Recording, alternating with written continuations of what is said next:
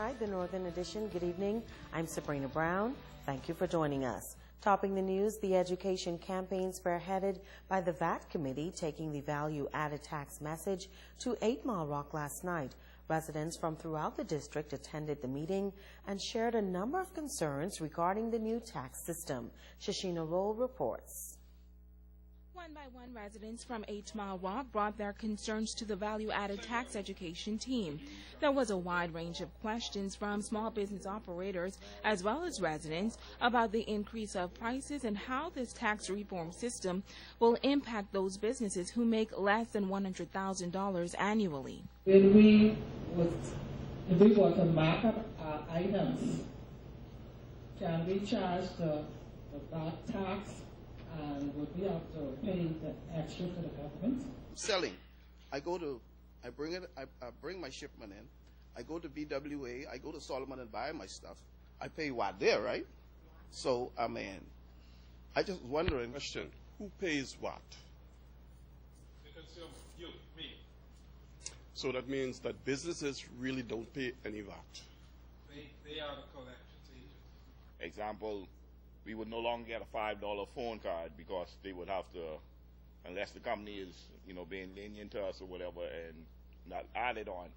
And what I understood, or what I thought I heard you say, that there might be businesses that if they're not VAT registered, do they have that option not to be VAT registered, and how does that go? There was also a serious concern about how the increase of VAT will affect the cost of living. From the government standpoint, we go into a food store, what was $10 on December 31st is now going to be $10.75, as an example.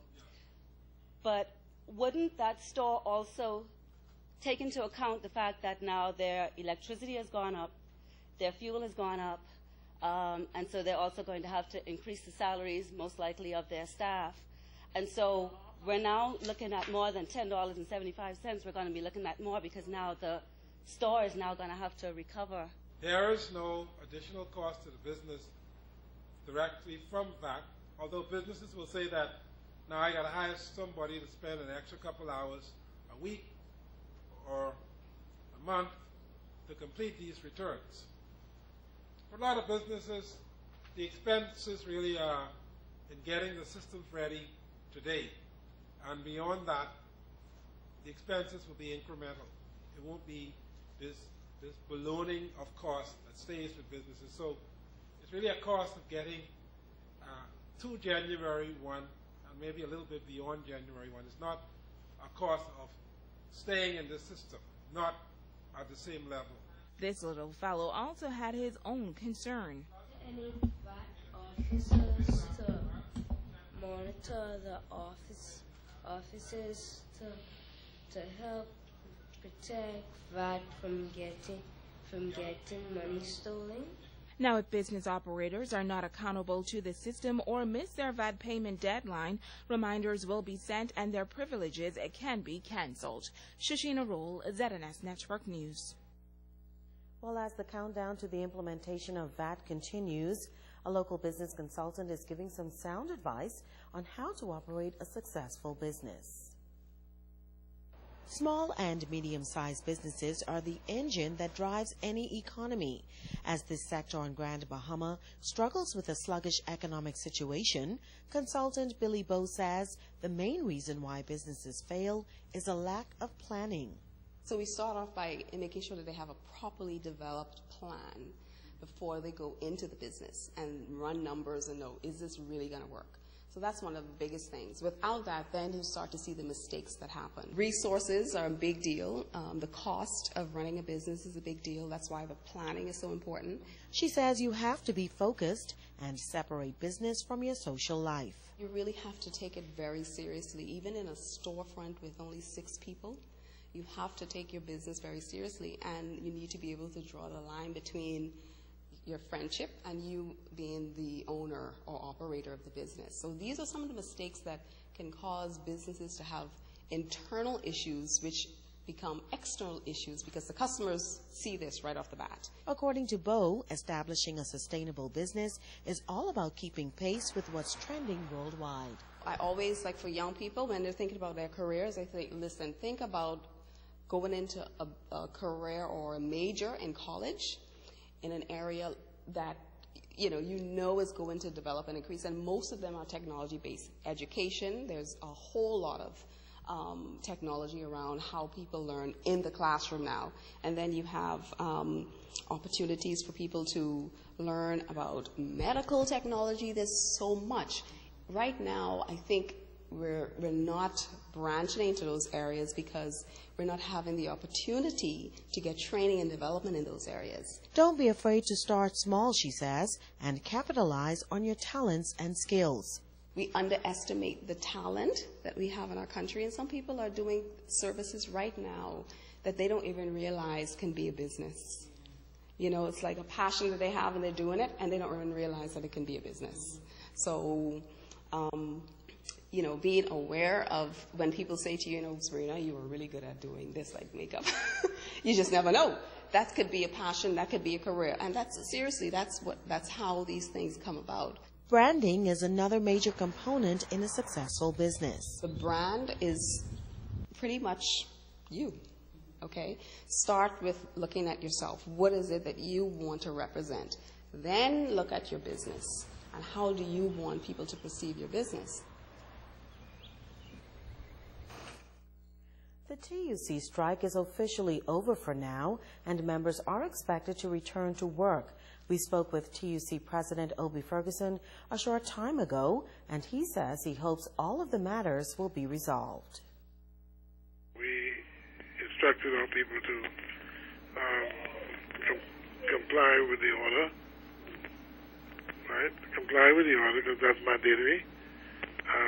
And we decided to meet tomorrow morning at 9 o'clock to try to reach an amicable arrangement in the interest of the unions. TUC affiliates took strike action for the past 2 days over outstanding issues with government. They were ordered back to work after an injunction was filed in the Supreme Court. They were joined by the Commonwealth Union of Hotel Services and Managerial Union, bargaining agents of employees at the Grand Lucayan Resort. Ferguson says they are hoping that management would come to the bargaining table as well and hammer out a resolution.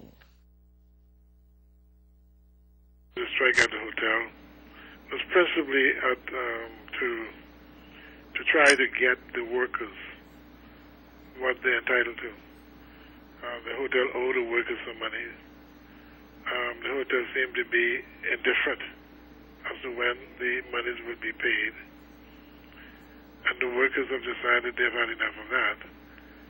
And so I would hope at the end of the day that there would not be a need for another strike in order to realize that we are capable of discussing a matter and hopefully reaching an amicable arrangement.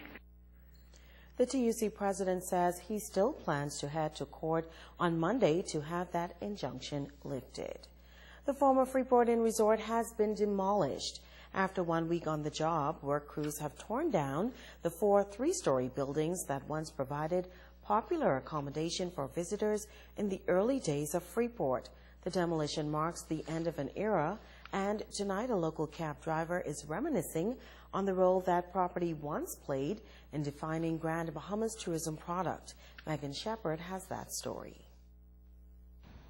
As the final building at the Freeport Inn comes down, a retired cab driver is reflecting on the good old days back in the 1970s when the hotel property was booming and full of excitement.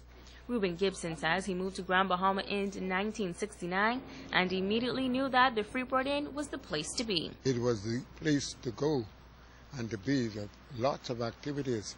We had tourists from all walks of life would patronize Freeport Inn.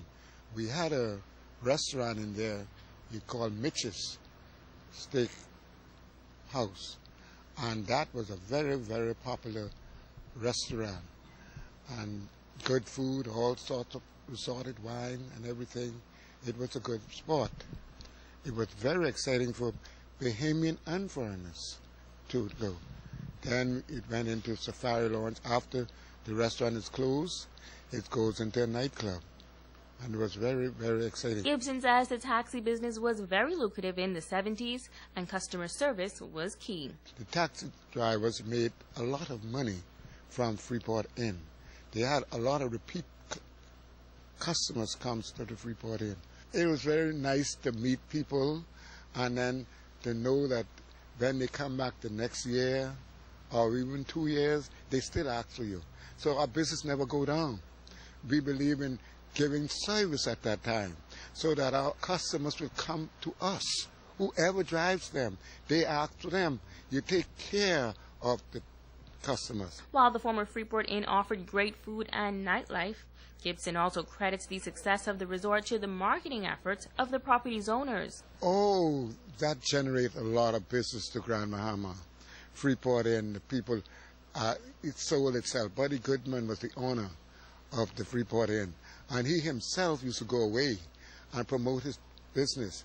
He had the Freeport Inn and the Castaways, and they always stay full. We had a guy called Duncan Russell was working there. Jane Ellis, she was the manager, the secretary there, and they had that Freeport Inn control. Everybody was getting along in Freeport Inn. It was like a family thing. Now the resort has been vacant and been deteriorating for more than 5 years, and Gibson says while it was fun back in the day, it's time for it to go. It's been there for some time, and it was an eyesore thing for a while. So I think it is best to get rid of it, and I believe they're going to build something very nice on that site. But you know something? A hotel would be a good thing to build there, because that is a place where people, right downtown, or that could be the new Freeport Inn. Megan Shepard, ZNS Network News. 2 residents of Waddell Avenue robbed at gunpoint overnight. Police tell us that the armed robbery occurred around 1 o'clock this morning. 3 men reportedly armed with a handgun held up the male and female at their home and robbed them of an undetermined amount of money. Police are searching for the suspects in connection with that incident. Tonight, police are advising the public that the emergency lines at Police Control Room here in Grand Bahama are now up and running. In the case of emergency, you can now contact 911 or 919. Stay with us. There's more news after this.